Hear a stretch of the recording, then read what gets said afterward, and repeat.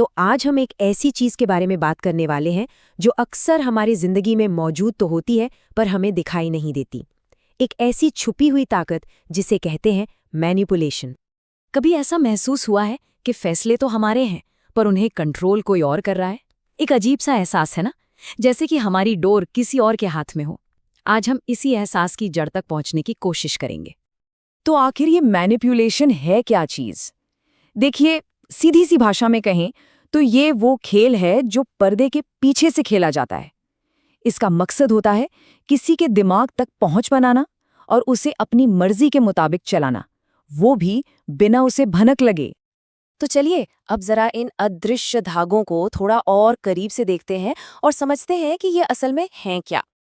मतलब किसी को धोखे से, चालाकी से अपनी बात मनवाना।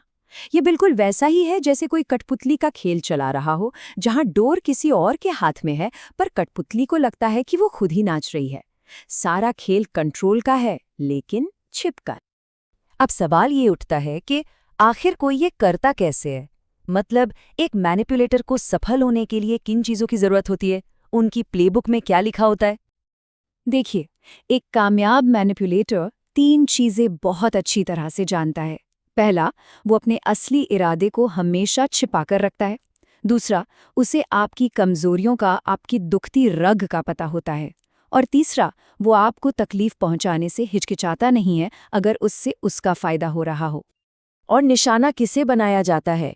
अक्सर उन लोगों को जिन्हें दूसरों से तारीफ पाने की जरूरत महसूस होती है, या जो किसी भी तरह के टकराव या नेगेटिव इमोशन से डरते हैं। जो लोग आसानी से ना नहीं कह पाते या जिनमें आत्मविश्वास की कमी होती है, वो बहुत आसानी से इनका निशाना बन जाते हैं। तो अब आते हैं उन हथियारों पर, उन साइकोलॉजिकल टूल्स पर, जिनका इस्तेमाल करके कोई हमें कंट्रोल करने की कोशिश करता है। ये 5 मुख्य रणनीतियां हैं। पहला तरीका है पॉजिटिव रीइंफोर्समेंट। सुनने में तो अच्छा लगता है ना, इनाम देना। ये बिल्कुल वैसा ही है जैसे जब कोई बॉस देर तक काम करने पर किसी की बहुत तारीफ करता है तो वो इंसान शायद और भी ज्यादा देर तक काम करने लगता है। ये एक तरह की ट्रेनिंग है, अच्छे व्यवहार के लिए इनाम देना।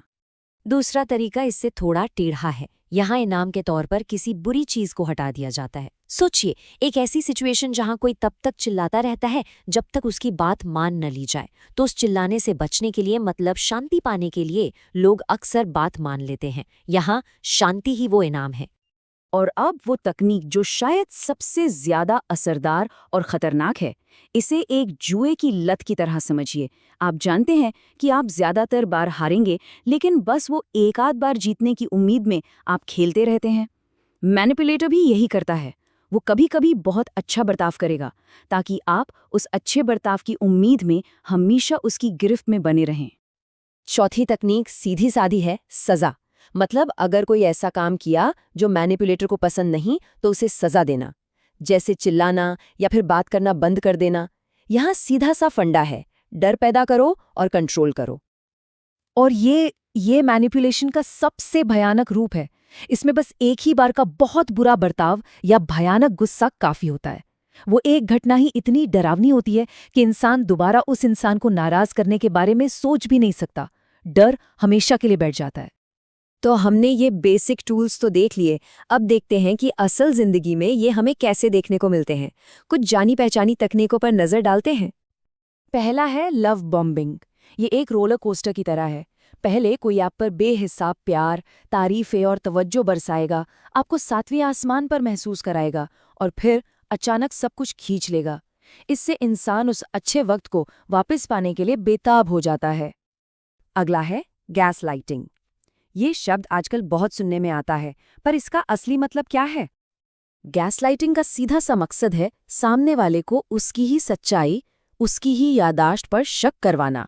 जब कोई बार बार कहता है, नहीं ऐसा तो हुआ ही नहीं था, तुम खामोखा सोच रहे हो, तो धीरे धीरे इंसान खुद को ही सवालों के घेरे में खड़ा कर देता है। उसे लगता है शायद सच में गलती उसी की है। इसके अलावा और भी कई जानी पहचानी तरकीबें हैं, जैसे कि गिल्ट ट्रिपिंग, मतलब किसी को अपराध बोध कराकर अपनी बात मनवाना। फिर आता है विक्टिम कार्ड खेलना, यानी हमेशा खुद को बेचारा दिखाकर सहानुभूति लेना। साइलेंट ट्रीटमेंट देकर सजा देना, या फिर अपनी हर गलती का ठीकरा किसी और के सिर फोड़ देना। तो इन सब बातों का निचोड़ क्या है? इस पूरी बातचीत से जो एक सबसे ज़रूरी बात समझनी है, वो क्या है? देखिए, सबसे बड़ा हथियार, सबसे पहली ढाल जागरूकता ही है। जानकारी ही बचाव है।